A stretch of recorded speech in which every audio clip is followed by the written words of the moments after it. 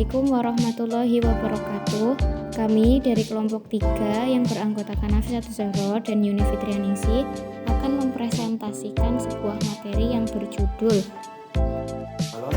Objek dan Metode Penelitian Psikologi Agama, yang meliputi 1 pengantar, 2 objek penelitian psikologi agama, dan 3 metode penelitian.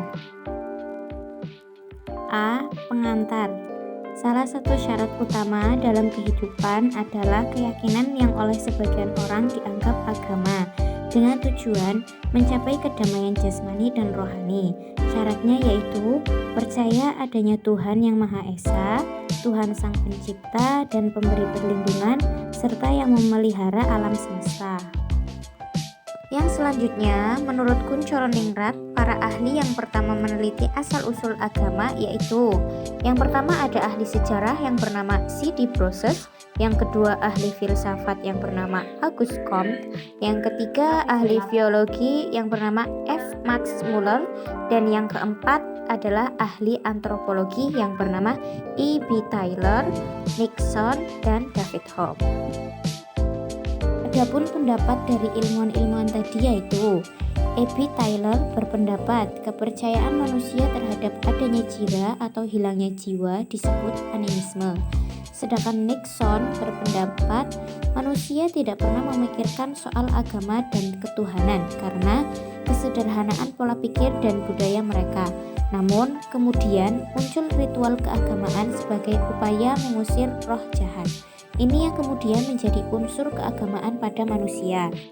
David Hume berpendapat manusia sesungguhnya sejak 1700 tahun yang lalu sudah menyembah berhala, namun kemudian pelan-pelan sudah mulai memiliki pengertian lebih tinggi soal ketuhanan.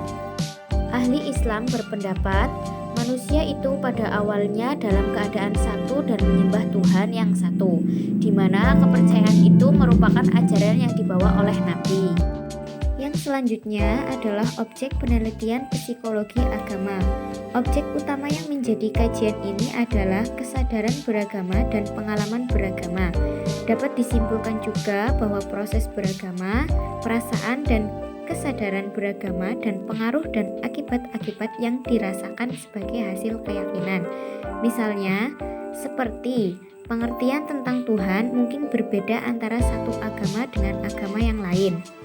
Itu semua tidak masuk dalam pembahasan psikologi agama. Lain halnya dengan rasa tentram dan lega batin orang yang merasakan dengan sungguh-sungguh bahwa Tuhan Maha Pengasih dan Maha Penyayang, dan memiliki keyakinan bahwa Tuhan menyayanginya.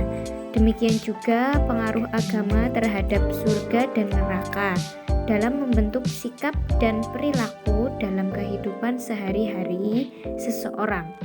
Menurut Zakiyah Darjat, objek kajian psikologi agama dibagi menjadi 5, yaitu macam-macam emosi, bagaimana perasaan dan pengalaman, pembelajaran, meneliti dan menganalisis pengaruh keagamaan, meneliti dan mempelajari kesadaran dan perasaan, mempelajari, meneliti dan menganalisis pengaruh keagamaan, meneliti dan mempelajari kesadaran dan perasaan, meneliti dan mempelajari pengaruh penghayatan.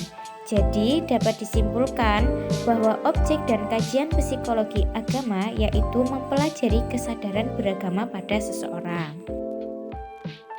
Yang selanjutnya adalah metode penelitian. Psikologi agama adalah salah satu ilmu yang mempelajari tentang manusia atau yang disebut objek material dan juga gejala-gejala dan tingkah laku manusia yang berhubungan dengan realisasi keagamaan atau objek formal. Secara garis besar, penelitian psikologi agama dibagi menjadi 2, yaitu metode filosofis yang meliputi intuitif, kontemplatif, filosofis religius. Yang kedua yaitu metode empiris yang meliputi observasi, introspeksi, ekstrospeksi, introspeksi eksperimen, interview, kuesioner, eksperimen, klinis, studi kasus, biografi, testing, dan pendapat umum. Demikian materi yang dapat kami sampaikan. Bila ada kesalahan, mohon maaf yang sebesar-besarnya. Wabillahi taufiq wal hidayah.